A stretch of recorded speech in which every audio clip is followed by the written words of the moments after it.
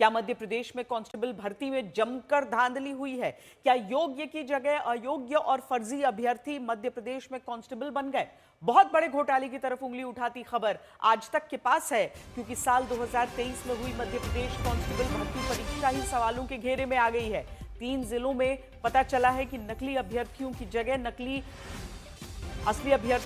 नकली अभ्यर्थियों ने परीक्षा दी और अच्छे अंकों से पास भी हो गए। दावा है कि नकली अभ्यर्थियों ने, जिन्हें तकनीकी भाषा में सॉल्वर कहा जाता है, उन्होंने न केवल लिखित एग्जाम पास किया बल्कि बाकायदा पुलिस कांस्टेबल का फिजिकल टेस्ट भी पास कर लिया। लेकिन जब बारी नौकरी में नियुक्ति की आई तो नकली की जगह असली अभ्यर्थी ज्वाइनिंग लेने पहुंच गए। लेकिन यहीं पर उनका झूठ पकड़ा गया। जब मामला खुला तो आज तक को मिली जानकारी के अनुसार एमपी के 3 जिलों में करीब दर्जन भर आरोपी गिरफ्तार हो चुके हैं। इस मामले में बड़ी खबर यह है कि पुलिस भर्ती में धांधली के इस रैकेट के लोगों ने आधार में बायोमेट्रिक पहचान बदलकर फर्जी सॉल्वर से परीक्षा पास करा दी थी।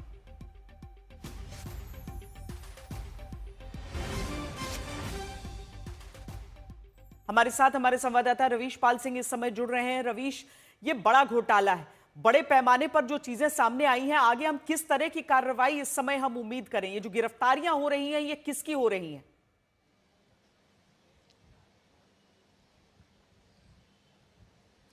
जी बिल्कुल श्वेता जी, सबसे पहले तो आपको याद दिला दें कि ये वही मध्य प्रदेश है जहां पे साल 2013 में इसी तरीके का व्यापम घोटाला सामने आया था। व्यापम घोटाले में भी मेडिकल परीक्षाओं में बकायदा नकली सॉल्वर जो है उन्हें मोटी रकम देकर के परीक्षा दिलवाई गई और बाद में उन्हीं के आधार पर मेडिकल सीटों पे दाखिला हुआ था।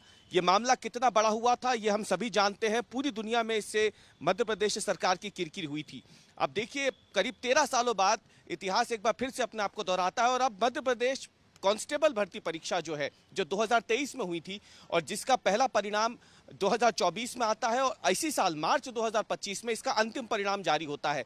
तो ये जब अभ्यर्थी जो करीब 7090 कांस्टेबल चयनित हुए थे इस परीक्षा के बाद, जब वो ज्वाइनिंग के लिए गए तो उनके बायोमेट्रिक पहचान जो कि परीक्षा से ठीक पहले और परीक्षा के ठीक बाद जब बदले गए तो इस पे जांच समिति को संदेह होता है। और फिर जब कर्मचारी चयन मंडल से ये आंकड़े मिलाए जाते हैं, डाटा इनका मिलाया जाता है, बायोमेट्रिक डाटा जो इनकी पहचान थी, फिंगरप्रिंट से लेकर के चेहरे का मिलान हो, वो सभी बदले हुए दिखते हैं। यानी जो शख्स परीक्षा देने गया उसकी बायोमेट्रिक पहचान अलग और जो शख्स ज्वाइनिंग करने आया उसी नाम से उसकी बायोमेट्रिक पहचान अलग।